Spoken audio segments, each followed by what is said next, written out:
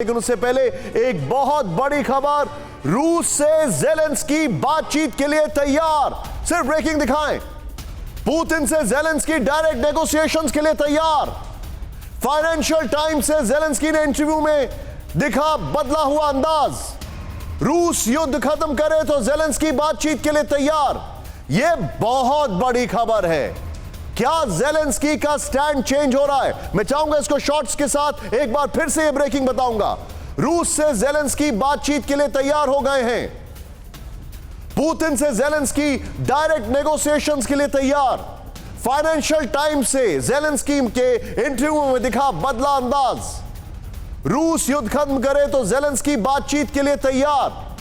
अब यह बहुत बड़ी खबर बनती है। सीधे प्ले ऑन करें ये जो हमारे पास इंफॉर्मेशन आई है, जरा यहां पर ध्यान से देखें आप। रूस से बातचीत के लिए तैयार है ज़ेलेंस्की।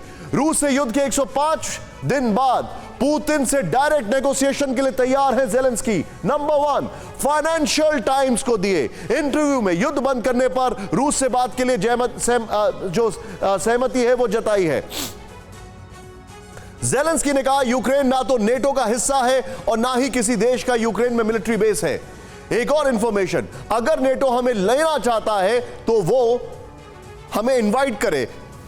एक्सक्यूज मी, हम अब इस पर बातचीत नहीं करना चाहते, यह ज़ेलेंस्की ने कहा है। ज़ेलेंस्की ने कहा है कि नेटो हमें इनवाइट करे, हम इस पर कोई बातचीत नहीं करना चाह रहे हैं। मैं सीधे चलूंगा, बहुत इंपॉर्टेंट खबर है ये। मैं चाहूंगा इसी खबर की ब्रेकिंग और शॉर्ट नीचे प्ले ऑन करें। पुष्पेश सर, क्या ज़ेलेंस्की का जो मूड है वो चेंज हो रहा है? नहीं, मेरे ख्याल में वो ये बात मूड की नहीं है। अगर आप देखें तो अतीत में भी वो ऐसा कई बार कह चुके हैं कि यदि रूस युद्ध समाप्त करे तो हम बातचीत के लिए तैयार हैं। मगर क्या रूस बातचीत के लिए तैयार है बिना अपने मकसद को पूरा किए हुए? तो क्या इस समय रूस बातचीत के लिए तैयार होगा या तब बातचीत के लिए तैयार होगा जब युद्ध विराम के बाद वो अपनी शर्तों पर वोटें अच्छी तरह टिकवा सके ज़ेलेंस्की को अब तक मेरे ख्याल में इस बात का एहसास होने लगा है कि पश्चिम से जिस मदद की वो उम्मीद कर रहे थे वो उनको उस मात्रा में, उस परिमाण में नहीं मिली है। और रूस जो थक रहा था, हार रहा था, पीछे हट रहा था, वो दोबारा दुगने जोश के साथ दोनबास में काबिज होता नजर आ रहा है। यूक्रेन के सामने एक समस्या ये भी है कि उसके भंडार भरे हैं, वहां से अनाज का बाहर निर्यात नहीं हो सकता जब तक रूस का सहकार न हो, जब तक मारियापोल, ओडेसा, क्राइमिया के पोर्ट से वो जहाज से न जा सके।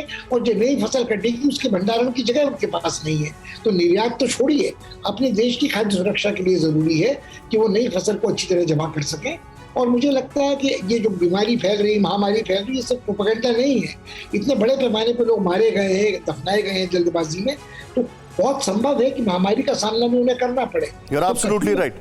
You're absolutely right. अड़ी सोमवार से शुक्रवार शाम 6 बजे सिर्फ TV9 भारतवर्ष पर।